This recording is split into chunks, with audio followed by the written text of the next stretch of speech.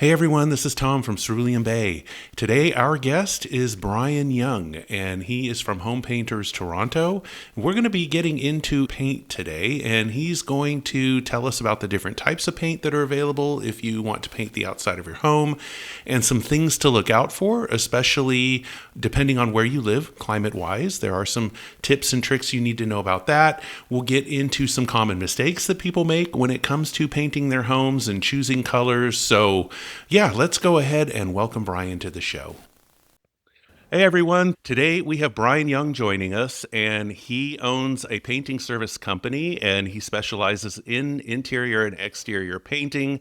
Definitely a pro in that space, and he can really help us out with any questions that you might have. Hopefully, he'll be able to answer those in the content he provides and give some tips and tricks, information about what's on trend, that kind of thing. So, Brian, I'm just going to go ahead and turn it over to you if you want to give a bit of an intro about yourself and what it is you do. Sure. Thanks for having me. Brian Young. I've been running Home Painters Toronto in the Toronto area, GTA, for about 37 years now. I started as a student painter back in the 80s, and just as a way to get myself through school, and I loved it, helping homeowners, changing their life. I call it painting their dreams. We have a slogan about painting their dreams, and yeah, so anything to do with that gives value to the home, inspiration to homeowners, I'm all about. And we love doing this. We paint about 600, 700 homes a year. Oh, wow. We have 40 staff members and we have carpenters. We actually even get into the carpenters and drywall taping because that's usually part of a means to an end, and it ends up leading to painting. So it's something neat of our customers, and we also some of your audience would probably relate to. We have I work with some artists as well that we tend to customers when they have like something inspirational, specifically like as you said, vacations or even kids related. We I work with some artists as well. Okay. Oh, that's really, really cool. So Yeah. you bring in other people as necessary to kind of help complete the picture, kind of like in a very customized way. If somebody has a very specific vision for their space, then you're able to help them out by bringing in other people if necessary. Yeah, absolutely. It's usually a very niche thing and a very specific thing, and I have different I call them subs or contractors that I'll work with, artists, um, depending on the situation, because it's very niche, like you said, and one size doesn't always fit all when it comes to that kind of stuff. Exactly. So that's what we encounter pretty much with any kind of provider of a service. There's always going to have its unique little twists and turns and customer preferences. So Right. you mentioned with bringing in other contractors, because with what we do here, we are really big in educating people how to do a lot on their own to the extent that it's possible. And when they do have to bring in the pros, especially when it comes to painting, I've had Mm. my own personal experiences where I had to hire somebody to paint because I didn't have time and they just did a really bad job and I had to go back and redo it myself.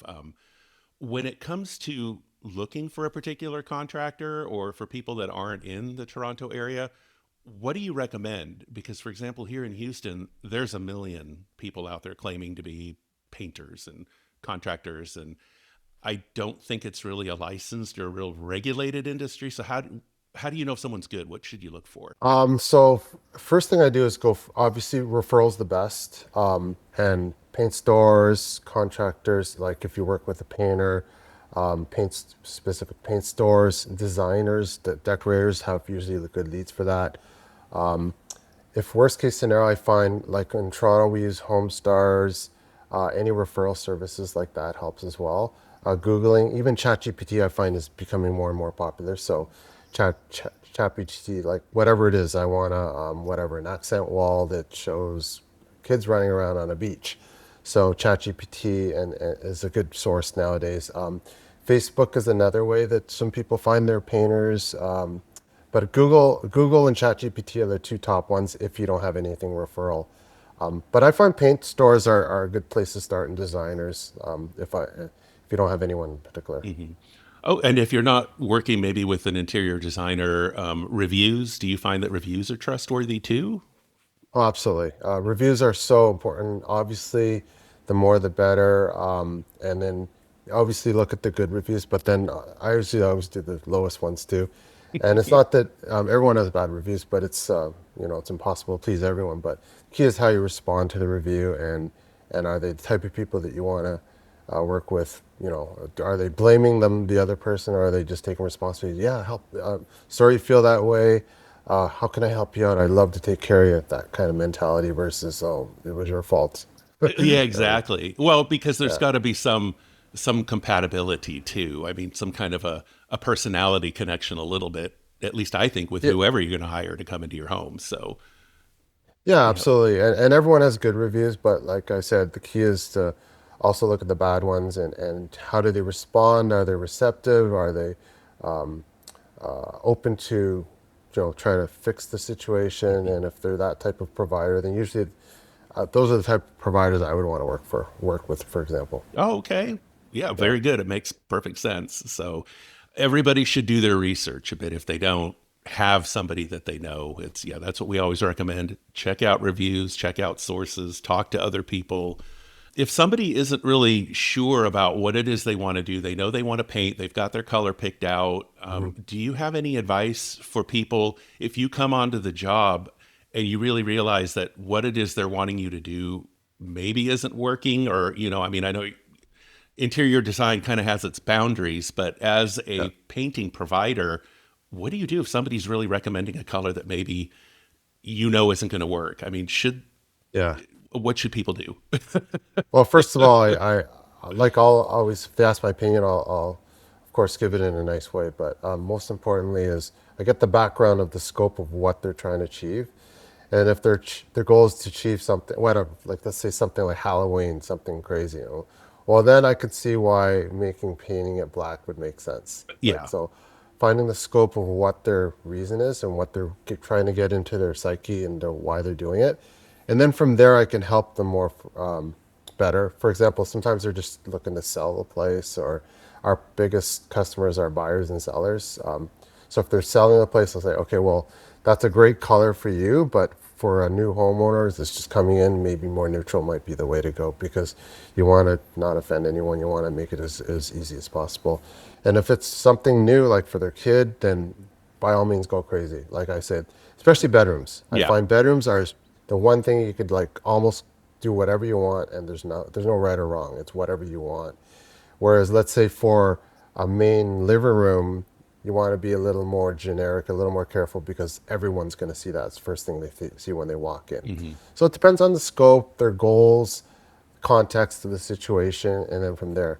But especially when bedrooms, I find that's one thing that I say, you can kind of knock yourself out, and there's no right or wrong. And when in doubt, I'll say, when in doubt, start with a small, like for painting, for example, I'll say start with a small jar, paint it on either a cardboard or whatever it is on a surface, put it up on the wall, look at it for a couple days in different lights, make sure you're comfortable with it, with light on, with light off, during the day, during at night, and make sure you're comfortable with that color, rather than go crazy, buy a whole bunch of paint, start painting, and like, oh my God, what did I just do? So Exactly. start with something small, keep it simple, and especially if you're not in a rush, take your time, get different opinions even within the family, or whoever's involved, and Hmm. take your time. Yeah, well, and I'm glad you mentioned that with the lighting and taking your time using a sample, because that's one of the things we educate people on is about how to buy paint. And my mom taught me a long time ago, never rely on the paint chips at the store, because nobody has lighting like that at home, the big huge Yeah, warehouse lights at your home improvement store. And then yeah. she, because she was an artist too, she loved to paint, and she said whatever shade you see is going to look darker when it dries. Always go with the next shade up on the paint chip, because that's Mm. the one you'll be happy with. But and it's true, most people don't realize that one color can produce many shades in the same room depending on the direction of the sun and the weather outside. And so yeah, I'm glad that you recommend people don't go buy 3 gallons of paint. Yeah, So yeah.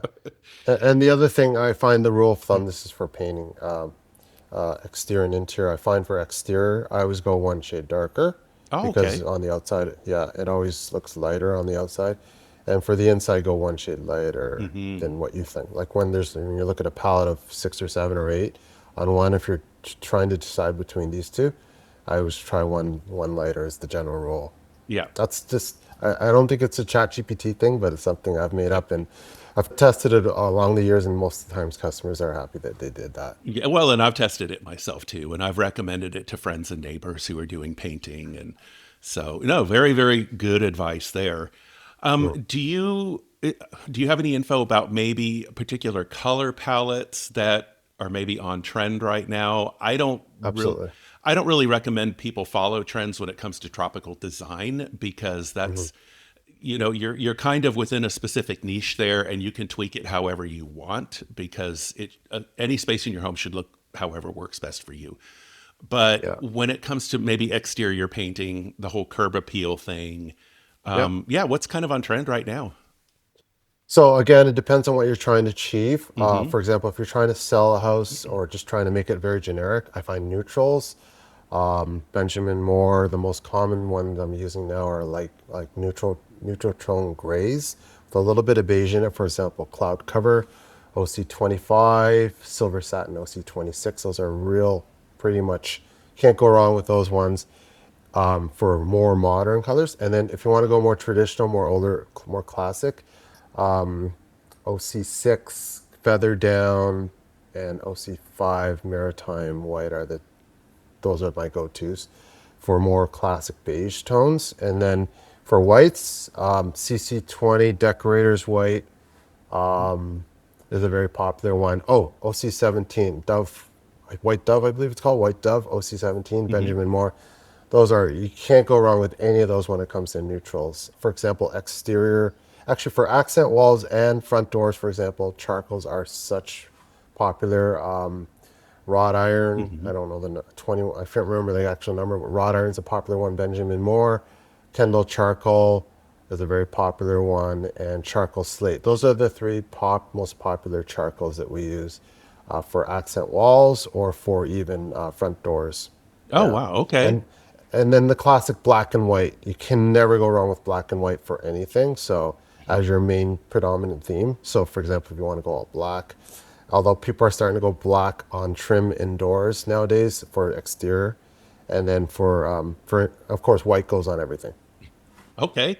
And Yeah, is any of this maybe weather or climate specific, or do these colors pretty much apply anywhere? Because, yeah, uh, good question. yeah. Yeah, good question. So the blacks are a little more, especially you're in Houston, right? So it's probably way more sun than an average city in Toronto, which is maybe you might get really sunny weather 3, 4 months of the year. So Toronto might work better with black than a sunny state. Lighter colors always reflect sun better. So if, for example, if you're worried about like it fading and it attracting too much of the sun or the heat, then I would stay away from the darker colors and go towards the lighter colors for sure.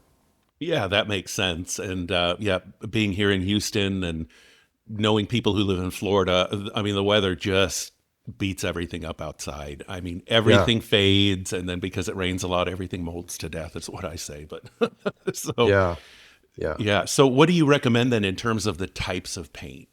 If you live in a climate like Houston, which is very hot and humid 4 or 5 months mhm, out of the year, and then we do get cold in the winter sometimes. We actually do get a bit of snow. We've had a nice storm here yeah, or two. But in terms of the yeah, actual product, what should people be looking yeah. for? So for paint, we like Benjamin Moore and Sherwin-Williams as the brand, the main brands, two brands that we use. In terms of specific lines, I like the for Benjamin Moore, we like the Aura, Regal as well is really good. Ben and for more for medium end, like if the budget's not there, I wouldn't go too much below Ben. And then for Sherwin-Williams, we like the durations for the interiors and exteriors. Even A100's good enough for Sherwin-Williams for the exterior. And then if you want the higher end, which is like the Aura level, top level for Sherwin-Williams Emerald, that line of paint you can't go wrong with. It's a little more expensive, but in my experience, working with better paint always pays off in the long run. Especially if it's your house and you're going to stay there, then you can't go wrong with the better paint. Yeah, that's what I'm a big believer in too, is you do get what you pay for. And when you Yeah, start to buy cheaper products, it's cheaper at the beginning, but then I find it actually ends up being more expensive when you're having to redo anything more often. So, Yeah. yeah, sometimes it's worth spending that extra bit of money.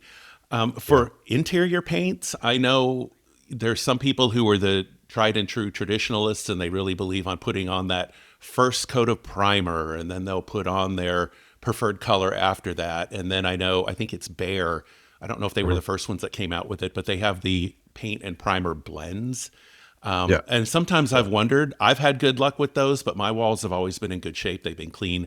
But for people who are trying to cover, any stains or Yeah. damage or maybe just some really obnoxious color underneath, is it a good product, do you think, for that?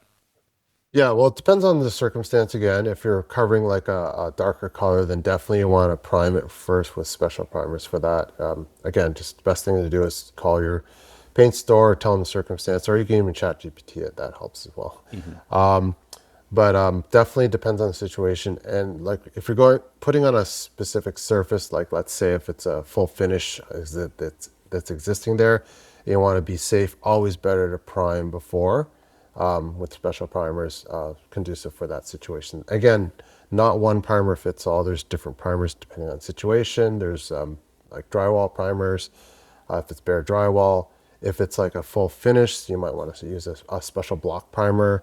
If it's on like a cabinet or something like that requires a lot of durability, you might want to use like a stain blocker type. The bin Zinsser primer is the Hmm. most popular for that, for example. So it depends on the situation.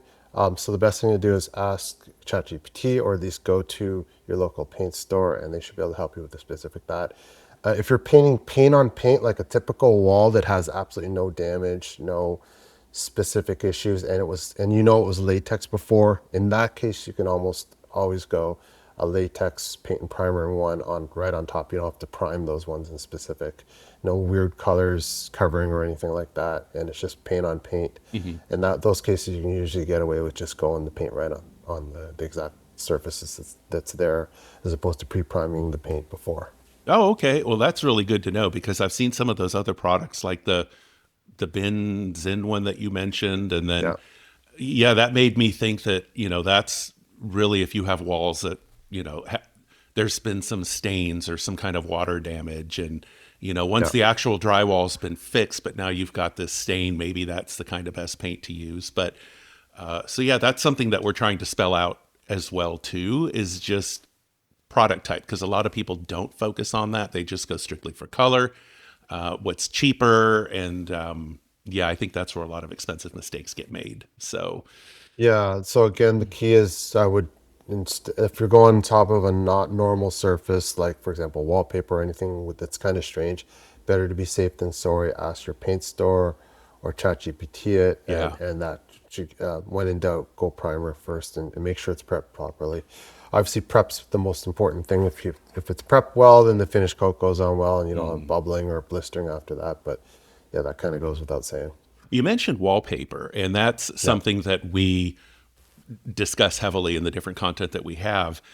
And yeah, there are people, I'm always a big advocate of removing existing wall treatments like wallpaper and things, but then there's other people who insist on painting over it.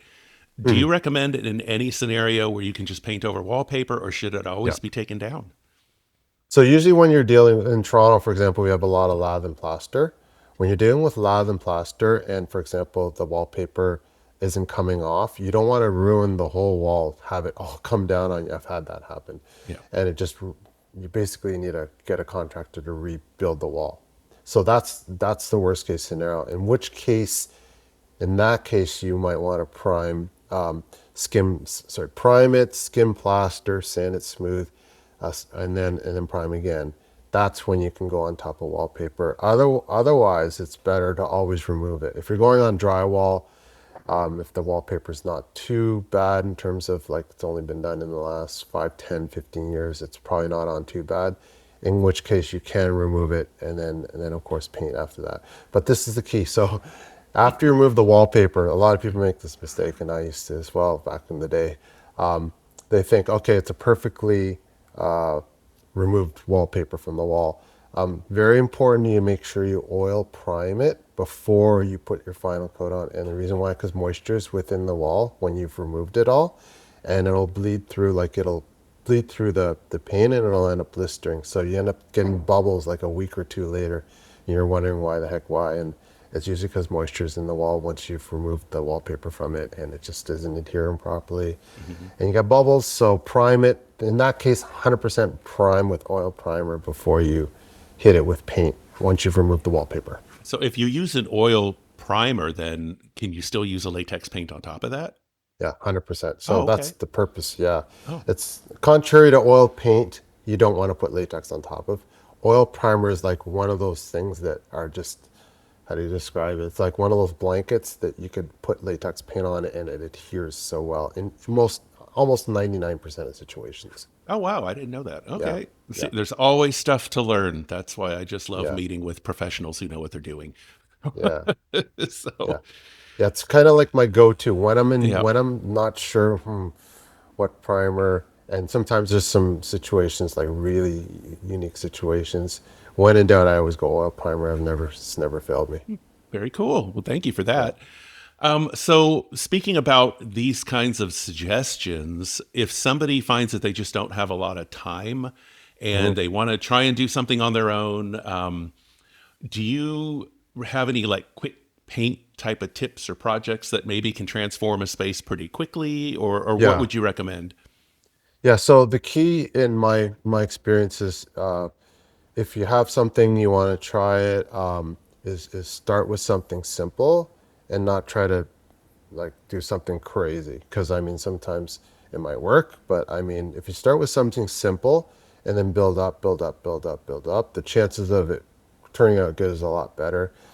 So the first thing I think, I'm sure you know better than me, but for something tropical, maybe with a really neutral color in the background, starting with something like that, and then building on top of that. So okay, so we got a, like for example, you have a blue sky there I see in the background. Hmm. So I might with start with the light color first, and then maybe, oh, okay, so maybe I'm going to do some sand. Okay, so I'm going to draw a little bit of sand there. So start with the light color, something simple and easy, and then just slowly build on top of it rather than try to figure out a Michelangelo painting and then it just ends up nowhere. So start off, Exactly.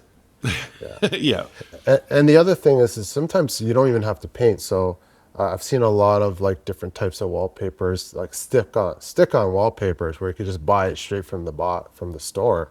Say, wow, that's an amazing picture, and just plop it right on your wall, and it looks like a wallpaper, and it Mhm. looks like sometimes it looks even like painting, and it looks amazing. You don't have to go crazy and be an artist and try to figure out from scratch and reinvent the wheel. So Oh there's a yeah. lot of, yeah. There's some amazing products out there. And yeah, it's the peel and stick wallpapers.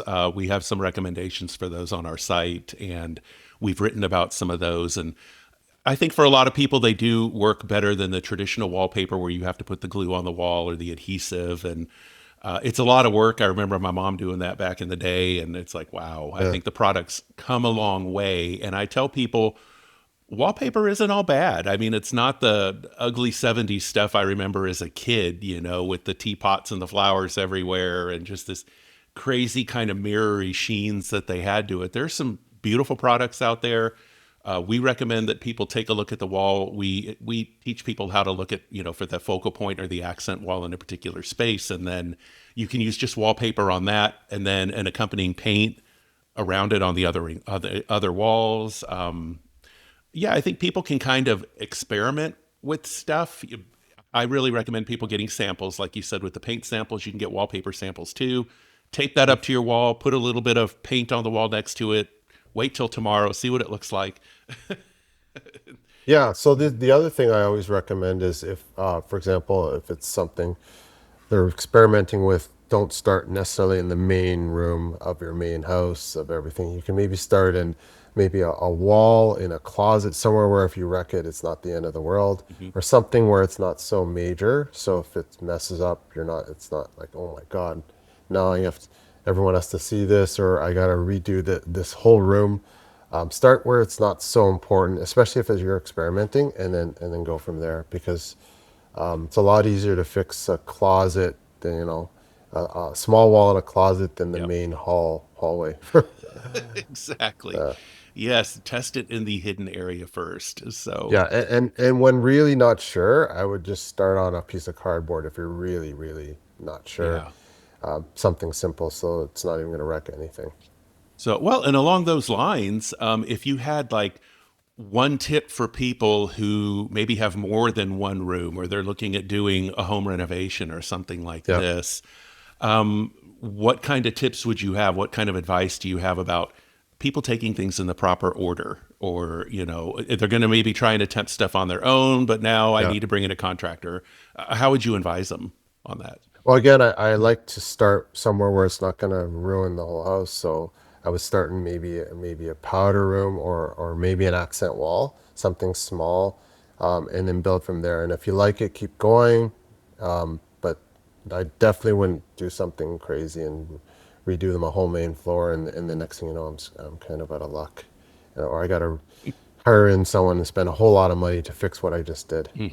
Yeah. Yeah. So, no, very, very good tip. And we're all about helping people save time and save money and just hmm do things in proper order. So, is there anything else that you would like to maybe advise people who are considering taking on a project where they know they're going to have to hire a professional, maybe in the planning phase before calling someone like you? Because, I do remind people it's like people who provide a particular service might not really have a design eye when it comes to everything else. And I've talked to people who actually treat every contractor that comes into their home like an interior designer. You guys know everything about everything, and that's not the case. So when Yeah. people are going to call a painter, what do you recommend that they be armed with in terms of information to give to you? What do you guys need to then? I would do some research in terms of like general costing. So, make sure you have a general budget. Like I might just like, for example, let's say if I want to paint my main floor, I might say, okay, what's the cost to paint 860 square feet of a main floor, walls, trim, door, ceilings, get some basic ideas. Ask around. I'm in people's homes all the time, so I get to see things. But if you're not, then I might even just Google stuff like nice main floors, um, accent walls, and again, figure out where the context of where you're coming from, and then from there, work from there. Like I said, if it's something that if you're just trying to sell it, something simple. If it's something more specific, like you've bought the place and now you want to make it your own, again, start with maybe a small room and then go from there. If you're hiring someone in particular, like a painter, definitely check the reviews, Google them, ChatGPT them, find out, their good reviews, their bad reviews. Check out their website. Um, you don't necessarily even have to meet them. You can actually just talk to them on the phone first. Say, just can we have a quick 5, 10, 15 minute conversation? I want to make sure we're on the same page. And then once you feel comfortable with them, ask for a quote. Save time. Um, Referrals, good, obviously. That's the most common one. Uh, anything else? Any other questions pertaining to that? Well, I don't know. Since again, I've done most of my own painting myself. Okay. Do painting services charge to come out and like give an initial consult or a quote? In most cases, no. Okay. Usually it's free quotes. That's the general industry norm, especially in Canada, like this in Canada. Hmm. Um, in most cases, no, unless they're doing like something specific for you, like I want an accent wall or I want something like this. Can you do a mock-up for me? Then maybe they might charge for something like that. Okay. But even then, if it's just like I want to try this paint, sometimes like for example, we'll just order the paint for the customer and charge them the cost of the paint. Oh, And, okay. and yeah, or if you decide to go with the painter or the contractor, sometimes they'll waive that initial fee. They'll take it off the price that you end up going for. But for the general norm, I might just first start with the website, sort of referrals, and then once you find the contractor, maybe the website, quick phone call, if that's possible, or if you feel comfortable with the website, just go arrange a free Mm. quote right away, and they shouldn't have to charge for it, and then from there, take it from there. Oh, okay. Well, very good. Well, if anybody in the Greater Toronto area wanted to find you, where should people send you after they listen to this show? Where should people go to find you? Sure. I'd love to hear from you. You can email us at sales@homepainterstoronto.com. Painters plural, so home sales at homepainterstoronto.com, or you can call us directly at 416-494-9095, and I'd love to hear from you. Okay, very good. Yeah. Well, good. Is there anything else that you would like to share with the audience before we go ahead and close out? No, I would just say that I've worked with homeowners for about 37 years now, and I've changed. Biggest pleasure in my life, yeah, obviously got to make a living, but the biggest pleasure is when they say, "Oh my God, you've changed my life." And it's all about dreams in my business. And if you do have dreams or inspiration, it's the best thing in the world to, it's something like reinforcement. You're in your house and you're always looking at it, and it just reminds you of something. Don't let anything stop you. Um, Exactly. be diligent. Be diligent. It can happen. If something goes wrong, it definitely can be fixed. I've come across everything. So if you've messed something up, no worries. I'm sure everything can be fixed. And a lot of it can be do it yourself as well. So it doesn't always have to be cost an arm and a leg. And there's ways around everything. And just find the contractors you feel most comfortable of delivering that dream for you and make it happen. Because that's what life's all about Exactly. is making dreams come true. And that's what I feel my business is all about. And mine too. And that's what we do here is we tell people it doesn't matter where you live. You can have that tropical escape at home. It can be just a little corner in a room. It can be the whole room itself. You can do your whole house. So, Yeah. it doesn't, climate wise, it doesn't matter. In Canada, you Yeah. can have a tropical escape at home. So, Yeah. Can I just say one quick experience share? yeah, sure, of course. So I'm right now, I'm just into this wellness thing. And I went to these courses and seminars on wellness and everything. And I just did this myself because I just renovated my bathroom. And now I got a cold plunge, a sauna, a Oh, steam shower, one of these cool smart toilets. And now I can't leave my house. It's like I don't want to go anywhere. It's like I got my vacation place and I don't want to go anywhere. I'm so happy just being here. yeah. So yeah, so it's You're a testimonial that this is true. You can create your own really cool space at home. yeah, Yeah. And then when yeah, you do travel again, if you like to travel to places, I always tell people pay attention to the details. Don't just hit the totally. bar out by the pool. Yeah, Notice the hotel lobby, notice your hotel room. What's in there? What are the colors? What do you see? What do you hear? What do you smell? And then things like this. Ooh, they had a really cool sauna. How can I do something like this at home? Or just the cold plunge thing. I yeah, mean, there's yeah, inspiration everywhere. So, yeah, totally, bravo to totally. you. That is awesome. So, I'm so glad to hear that you have that at home. No problem. Thanks for sharing that. All All right. right, Well, cool. Well, we're appreciate going it. to go ahead and send people to you. We're going to put your information out there on our site. We have the links to your website and your email in the show notes. So, Brian, we really thank you for coming on. I just love having professionals because you see things from a different perspective, and there's going to be things that I don't know which you share. So, really, thank No you so problem. much. Thanks for having me, Tom. Appreciate it. You're very welcome. All right. You take care. Take care. All right. Well, that was Brian Young from Home Painters Toronto, and we hope you enjoyed that conversation. There's a lot of info that he shared. I know I learned some things in there, and I hope you did too. So, yeah, if you are in the Toronto area, be sure to contact Brian Young. He definitely knows his stuff. And for those of you who are listening in just different parts of the country, be sure that you check those reviews. Do your research before you hire anybody to come in and start painting any projects, whether it's interior or exterior, because to have to go back and redo those really is a pain. So, yeah, do your homework, check out your contractors if you're not going to do it yourself, and yeah, find that right person to really do the job the best way they can for the price that it is that you want. So thanks again so much for joining. We again had an awesome time today. Hope you did too. And tune in again next week to Tropical Escapes at Home. And also just wanted to let you know that we have got a really cool tropical interior design guide, which we are on the verge of launching here. And it is the Tropical Home Transformation Guide.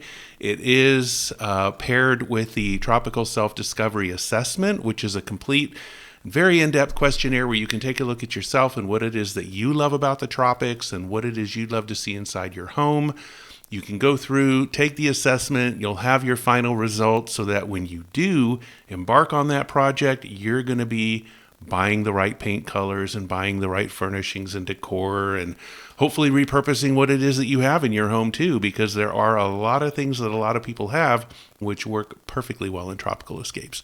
So having said that, we're going to go ahead and close out for today, but thanks again for joining, and we will see you guys again soon.